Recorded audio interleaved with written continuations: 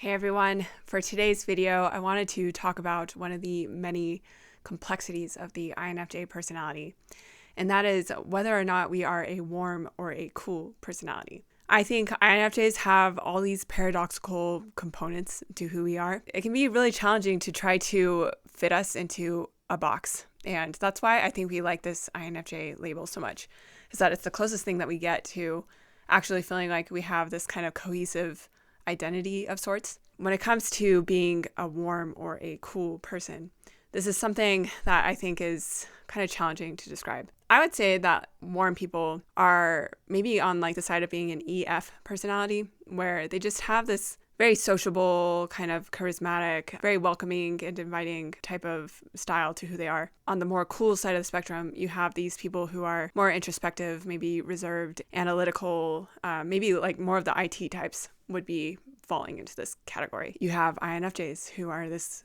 unusual sort of hybrid that's in between the two groups. Part of what made me want to talk about this is that I was playing this game with my sister a while ago where we were trying to classify people on the spectrum of warm versus cool.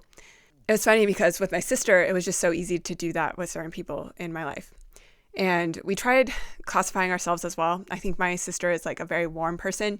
And for me, she classified me as being more cool.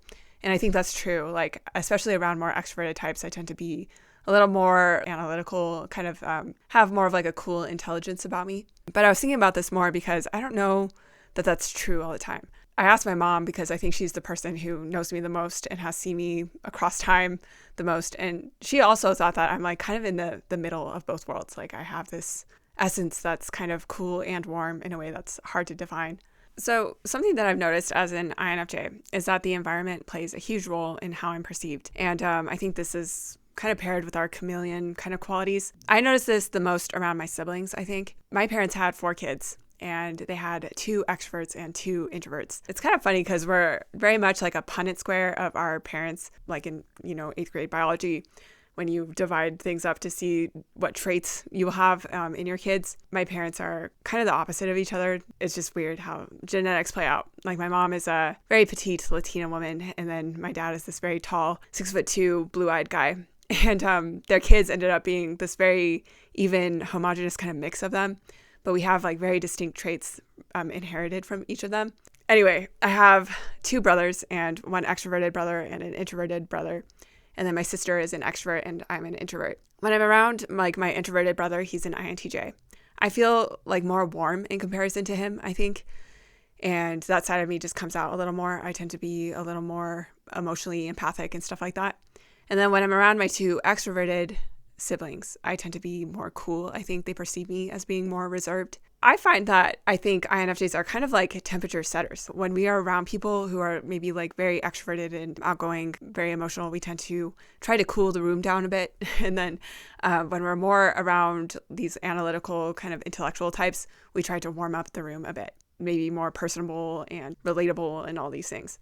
So that's just like kind of a unique chemistry that I've noticed about myself, is that I alternate between the two. Depending on the environment, I will try to balance it out as much as possible. For me, that comes across, I think, the most in my YouTube experience so far. When I first started this channel, I wanted to teach stuff. I thought I wanted to teach stuff about psychology and kind of spirituality. It was incredibly hard for me to create like an online identity. I had no clue what I wanted to do. It's kind of funny because I actually got the intuition that I wanted to start a YouTube channel in like May of 2021. I was not able to even make a single video until like September of that year. And I was like chewing on it and thinking about it, and I had like several videos where I was trying to formulate who I am and like try to put myself online.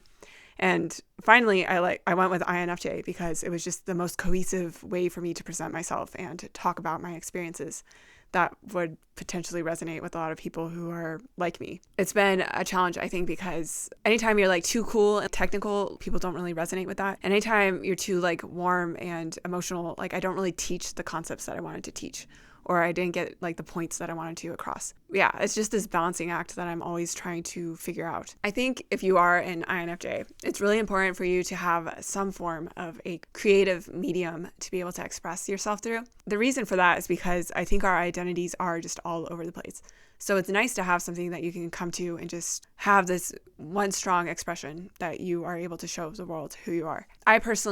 I started YouTube a few years ago, but it was mostly just like for fun and like trying to get some format of like expression of the things that I wanted to talk about. I never really expected to do like an INFJ channel.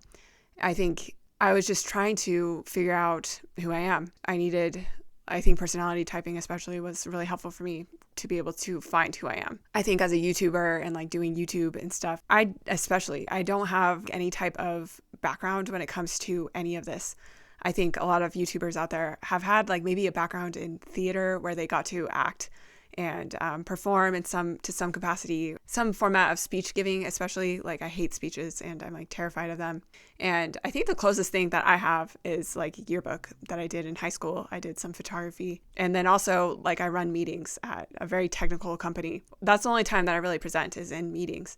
And I typically present to like IT types, like people who are on the cool side of the personality spectrum. And I typically try to formulate myself to cater towards them. I've noticed that I do that in my YouTube channel as well, and that I can be kind of technical and present in a technical way of just like, here are the points, and try to get the information across in that format, because I think like these more kind of cool personalities, IT types, like literal IT sometimes, information technology, they typically like information in that format, like cut out the relatable pieces and just give me like it is. But I'm considering changing things up a little. I'd like to try new things and talk about some of the things that I've been wanting to talk about, which I don't think are always related to INFJ personality stuff, and maybe reach a broader audience in that way as well. So I'm still formulating my identity in a lot of ways. I love storytelling and I like relatability through that format and just like connecting with people through that format. But I also like information and like teaching in that way.